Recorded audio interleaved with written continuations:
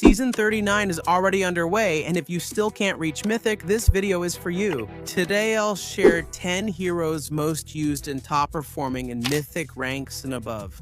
It doesn't matter if you're playing solo, duo, or trio queue, these heroes always make an impact. They adapt to the chaos of ranked and allow you to win games even when your team isn't helping. So, let's get started. 10. Grock is once again one of the most solid roamers of the season because he can dominate the map from minute one. He is extremely tough, can invade without fear, and can constantly put pressure on the enemy jungler. In solo queue, he excels since he doesn't require perfect coordination. He blocks rotations, secures vision in key spots, and makes opponents play uncomfortably in duo or trio. His value goes up even more because, when used well, he allows you to secure turtle, lord, and favorable fights. 9. Cyclops is one of those mages that never go out of style. Also, with the collaboration of SpongeBob, he's really being used a lot. He has constant damage and very low cooldowns, and an ultimate that practically guarantees control over a target in solo queue. He punishes mistakes all the time and can win fights even without help. Also, he scales very well and stays in sync. In duo or trio, he becomes a perfect tool to secure picks and maintain continuous pressure on the map. So, if you're going to use him, I recommend you go to the mid-8 lane. Ixia is a very strong option for players who understand positioning well. Her area damage and her ultimate can completely change a team fight in solo queue. Play calmly in the early game, farm safely, and start making a difference when the fights begin. 9 in duo or trio with a roamer or support to protect her. Her ultimate becomes a constant problem for the enemy team, especially in objective fights. Because of all this, Ixia is one of the best options for the gold lane right now. 7. Gransher is a marksman designed to dominate from early on. He has a lot of burst damage, good range, and the ability to punish mistakes with just a few shots on his own. If you win the lane, you might prefer him. You can pressure the map without relying so much on your team. And his ultimate lets you make an impact even from far away. In duo or trio, he's ideal for playing aggressively, speeding up the pace of the game, and finishing before the enemy can scale. 6.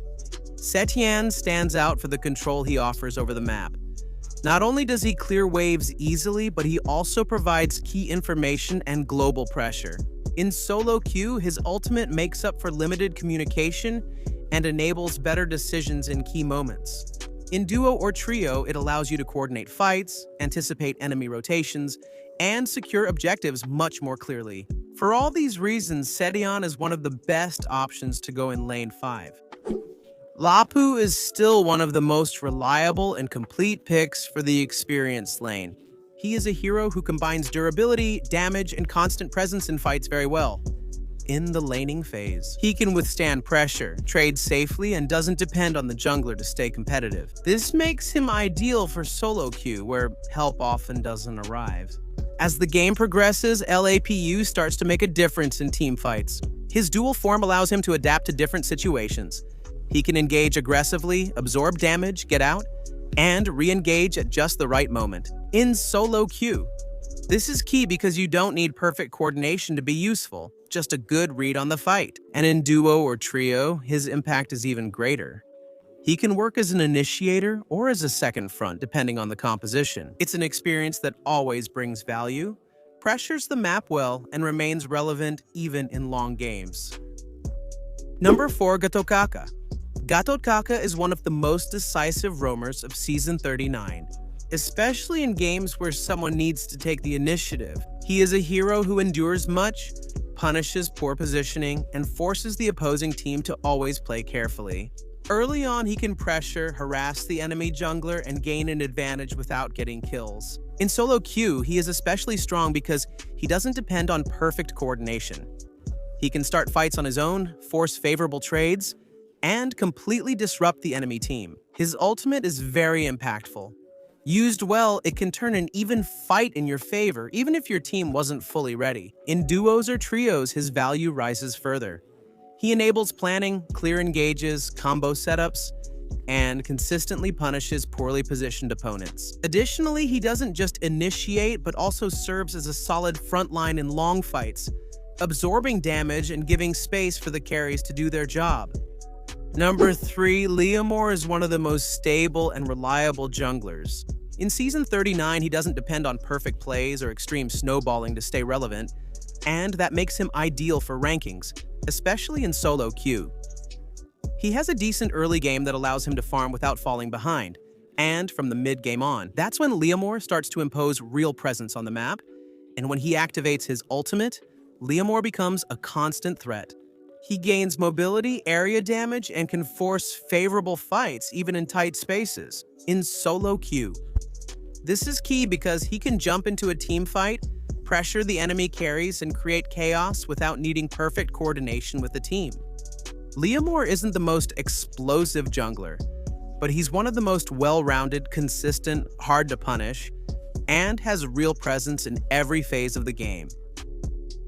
Number 2, Lancelot is still one of the junglers with the greatest ability to carry games this season, but only when played wisely. His extreme mobility and explosive damage allow him to go in, eliminate a key target, and get out before the enemy can even react. In solo queue, this is key since he can punish mistakes without depending on the team. During the early and mid-game, Lancelot can set the pace of the match, invade, pressure lanes, and force the enemy team to play in constant fear.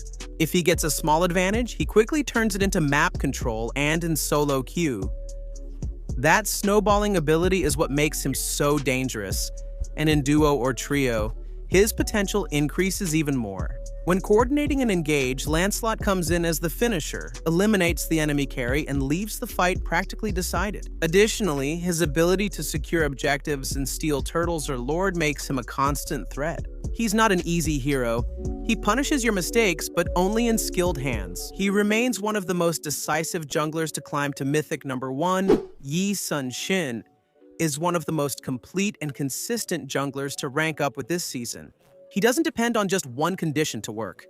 He has damage, mobility, global vision, and control over the pace of the game. This makes him an ideal option both for solo queue and for playing with a team from the early game. He can farm safely and pressure the map with his ultimate, which provides key information about the enemy team's position in solo queue.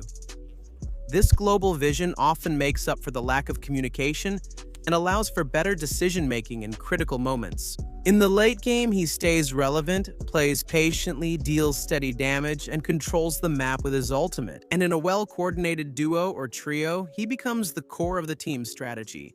Yi Sun-shin isn't the easiest jungler, but he's one of the most complete if you master his tempo and make good decisions.